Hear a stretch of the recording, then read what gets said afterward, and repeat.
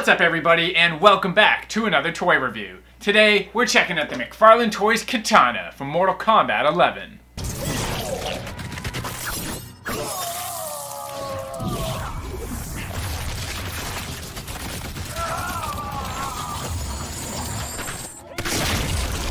Fatality.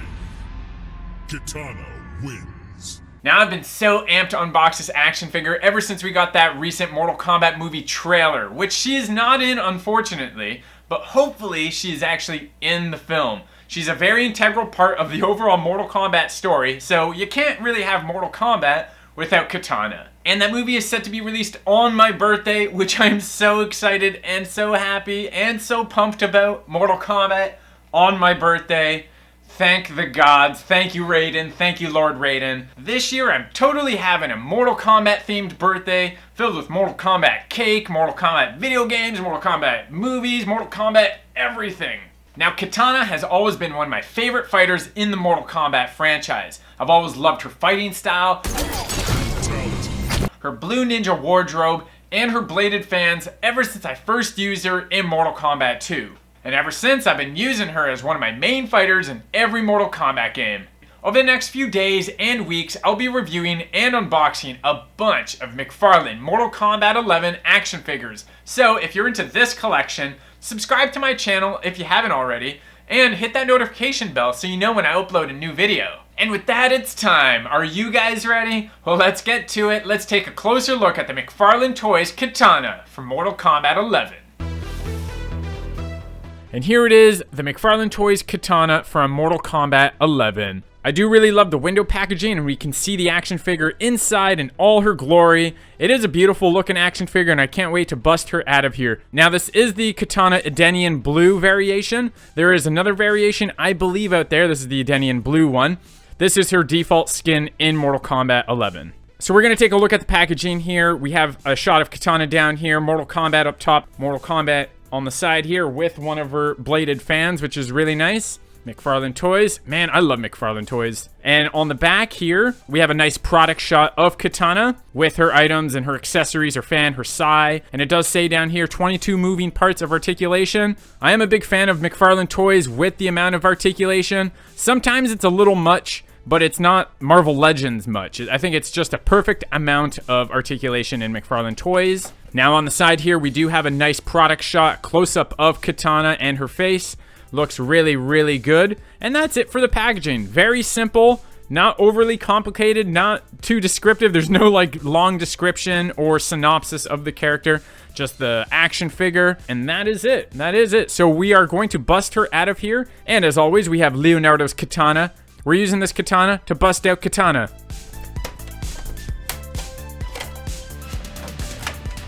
This looks really, really nice. Okay, let's bust her out of here.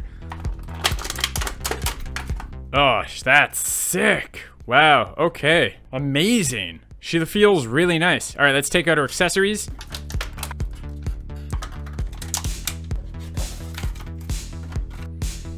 And here we have Kitana out of the packaging. My first impression is, first off, I'm going to take this base off. Now, my first impression with this action figure is, well, it's a pretty awesome action figure, to be honest. And I'm not just saying that because I'm biased and I love Mortal Kombat, I love Kitana and McFarlane Toys in general, but it's a really good toy overall. It's not too stiff in the joints, the paint job looks really nice, and you know what, the sculpt is absolutely beautiful. It's a little hard to see on camera, but there is a lot of fine details in this action figure that you can't really see right now. You might be able to see it later on when I show you guys some photos. The sculpt is really nice. Lots of fine detail work in the legs and in her clothing itself.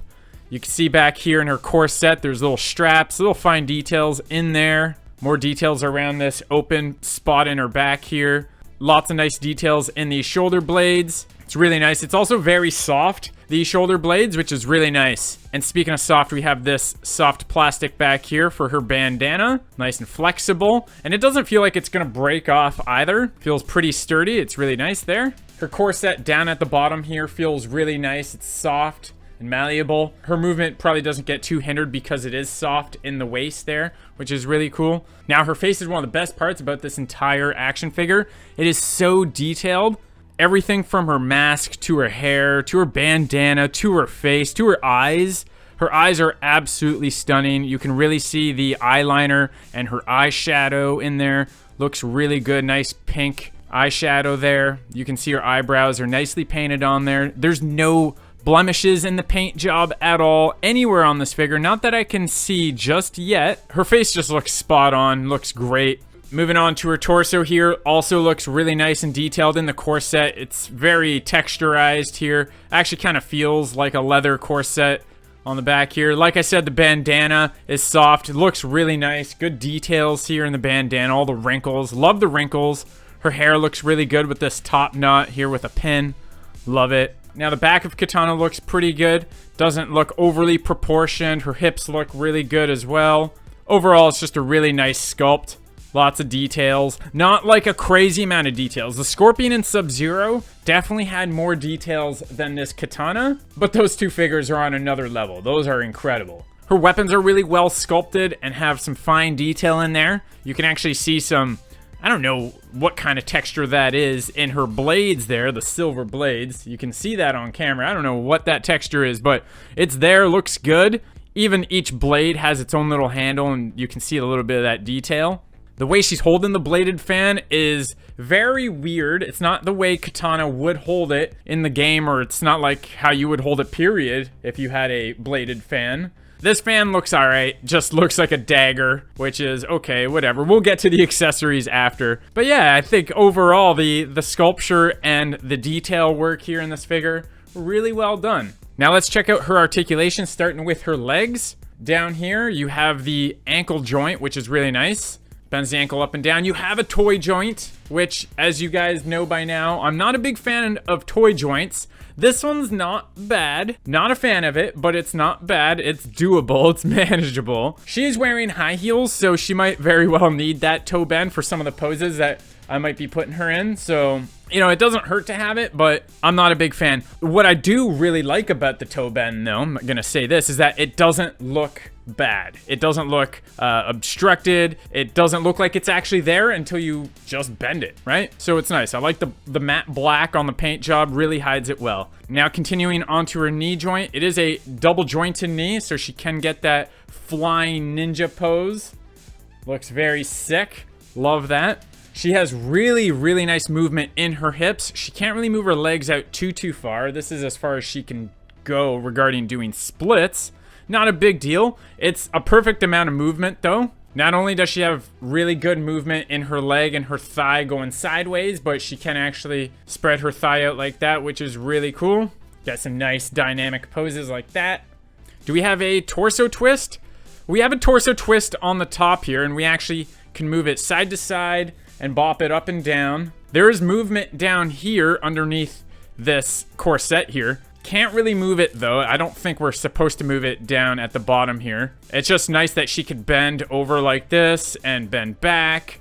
The corset does give her a lot of motion in the waist because it doesn't really obstruct any movement because it is that soft. So she does have a lot of movement in the upper torso and the waist, which is really, really good. Her arms are actually not that bad. She goes about this high up. Can't move any further than that. Now, these shoulder blades do get in the way, but they don't really hinder her that much. You can actually see that it's bending and flexing. Just because the shoulder blades are a little soft, it does give her that extra movement, which is really nice, especially for those high fan poses like this, where she raises her fan really high in the game. And you know, you can get some really cool Kitana poses just by pushing her arms up like that. It's really necessary actually to have her be able to do that. So it's cool that she has lots of flexibility in her shoulders. Let's check the rest of her arm here. She does have a swivel in the bicep, which is really cool. And then she does have a double jointed elbow. Always handy to have that. And she does have a ball joint in the wrist. Now, I am afraid to push the wrist back and forth, especially with a new toy. But you can see that it does move at that ball joint right there. I'm going to take the fan off. It does move, as you can see. You can hear it make some noise. Yeah, it's just like clicking in there. It's cool, and also rotates, which is nice. So lots of movement in her legs, lots of movement in her arms. Same thing on this side, of course. You got the twisting hand. You got the 90-degree elbow joint. Oh, it's a little stiff, this one, but I think we got it.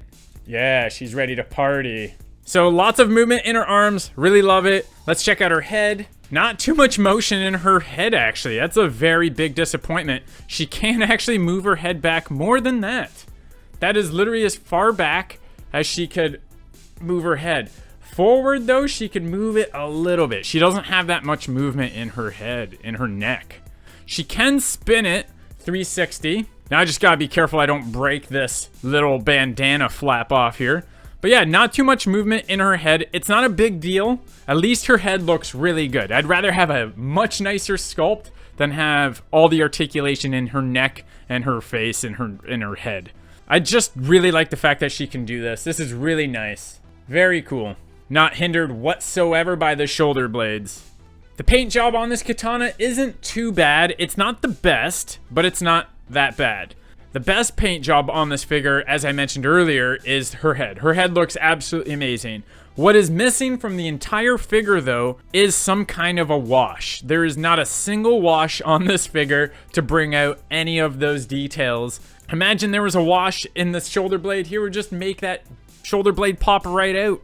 No wash in her skin. I mean, the paint job is good. It's not chipping. There's nothing really wrong with it at all. It looks really nice and vibrant because of that blue and black contrast. With that nice silvery blue up here by her neck and her chest, it looks really good. Even on her mask and her bandana, it has that silver blue. It really pops when I'm pointing her at a light. Check that out. Looks very, very cool. Now, she is covered in a lot of black, so it's very hard to bring out all those details. So I think they were able to like complement all that black with, not only do we see this nice blue in her pant leg and her corset, but we get this silvery blue, as I mentioned earlier. Here we get it on the gloves, which I actually just realized looks sick on her gloves. Her bandana looks really nice with that silver blue as well, especially back here. You don't really need a wash when you have that kind of silvery blue. It works well with light and shadow, almost giving it its own wash. Again, let's take a look at her face and just appreciate how nice that really looks, especially with the makeup. It is one of the best parts about this action figure, I must say. I really love the eyeliner work on her. I dig how the mask actually goes all the way around. There's a little strap. They include that little detail, which is cool. Normally, that would just kind of be tucked in there and you wouldn't even see it and that mask would be floating, but it's cool to see that. So, you know what? The paint job is actually not that bad. I think I'm criticizing it a little bit too much for not having any highlights or washes, but honestly, it still looks really, really good. Like, that blue is just poppin'. Okay, now let's check out her accessories. She doesn't come with many, but she does come with all she needs. She comes with this open fan, which I really, really love. And then she comes with this closed fan. I'm not a fan of this fan whatsoever. I would gladly take another open fan than this closed dagger fan. When you think of katana, you don't think of this fan, you think of this fan. And why would we want this fan when we actually get a sai as well? And we'll check that out in a sec. But I would never equip her with this on display. I would always give her the sai or two of these fans. Now let's check out these weapons here. There's lots of details on these fans. As I mentioned earlier, you can see all the gripping lines here in the fans. You can see all these details in the silver. The paint job on the fans are really, really well done. No complaint there. Again, no washes, but it's a clean application of paint. The paint's not rubbing off either, which is nice. Not even on the areas where she actually holds the blades, like on the handles. The paint in her hand is not coming out. So all in all, yeah, the paint job, amazing. Accessories, they're okay. Let's check out her side. Let's keep this in her hand here. It is a little difficult to put these weapons in her hand because she has such a closed grip. All right, let's get rid of this weapon. We don't need this weapon. And let's give her this side. But before we actually put it in her hand, look at the size difference. Look at the side difference. Ha! Terrible joke. How on earth is she supposed to actually hold on to that? The handle on the side is just way too big here. I'm gonna have to stretch out her hand and her grip a little bit just so she can hold on to this thing. Okay, and after much struggling, the sai is in her hands, and the paint job actually did start to rub off. You can see right there. That was probably me trying to just force it in a little too hard, but that's okay. It looks good in her hand. I love that sai, actually. The blade looks sick. You can see it in the camera here. It has like a spiral effect to it. That's cool. That's a really, really nice sculpting job. Good detail in the sai. Really overlooked it, actually, to be honest. If you're wondering why she has a sai, It's because Mileena, her twin sister, is not in Mortal Kombat 11. Or at least when the game originally came out, she wasn't in Mortal Kombat 11. Mileena is now in the game. And one of Kitana's fighting variations is, well, she can fight like Mileena. And she uses a sai, she could throw the sai. In the game, she would keep it back here. And unfortunately, there is no slot to actually slip the sai in. So she just has to hold on to it forever. It's not a big deal, but I wish there was somewhere where we can sheath that sai. And her last accessory is, well, this Mortal Kombat base that all the Mortal Kombat action figures come with. She does have some peg holes in her feet, so you just line them up with the base, put her high heel in there, and donezo. As for issues with this figure, I don't really have any. The only issue I really have is the paint job, and I wish there was just a little bit more wash and detail in this figure. And there already is plenty, I just want more out of my McFarlane action figures. Oh yeah, and let's not forget, I wish there was 2 of these open fans instead of having one and then one of the closed ones. Now let's compare her to a couple of other action figures. Here we have Scorpion from Mortal Kombat 11. Looks awesome, I love them together. And of course, can't have Scorpion with little Sub-Zero. Looks very, very cool.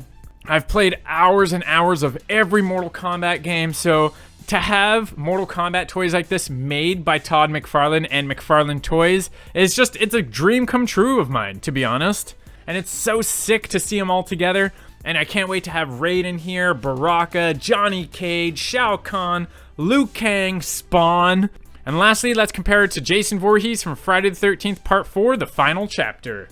I do really love this action figure, and what's cool is Jason was actually a special guest in Mortal Kombat 10, and I played with Jason all the time. Unfortunately, there were no toys of that Jason, but he was pretty badass. Overall, I'd have to say, well, I do love this figure. I love all my action figures, I'm not gonna lie. Kitana has always been one of my favorite Mortal Kombat characters, and I'm just really glad that we actually have an action figure of her, finally. The sculpt and details in this figure are really, really clean. Just looks absolutely spot on to Kitana in Mortal Kombat 11. She just looks like a really badass ninja princess, and that's exactly what she is. She does have really nice articulation, her joints aren't stiff or loose. I do wish that her head could move a little bit more up and down, and that she did come with 2 open bladed fans instead of the 1 closed fan, which I just think is really silly. But we did get a sai as an alternative weapon, so it's not a big deal. I love the soft plastic of her bandana, and the rubbery leather feel of the corset looks really nice, and it feels really good too. She could stand really easily, which is nice for someone that has high heel boots. You know, there's not that many things that are wrong with this figure, and the things I do have problems with aren't really a big deal. These are Mortal Kombat figures, so I want them to be the best figures ever and possible. She does have an insane head sculpt and paint job on her face. As I mentioned, her eyeliner and her eyes look absolutely superb. And her mask is just, it looks so sick, guys. She has nice weapons, nice armor, just nice everything. And I can't wait to add her to the collection. Alright everyone, thanks for checking out my review of McFarlane Toys Kitana from Mortal Kombat 11. If you enjoyed today's video, give it a like, comment down below, and let me know if you have this figure and what you like or don't like about it. Let's start a conversation down there, and don't forget to subscribe to my channel if you're into toy reviews. I'll be posting more photos of this figure on my Instagram, which you can check out at Claudio_Paola, so follow me there for more content. Thanks again for watching, and you can catch me in the next one.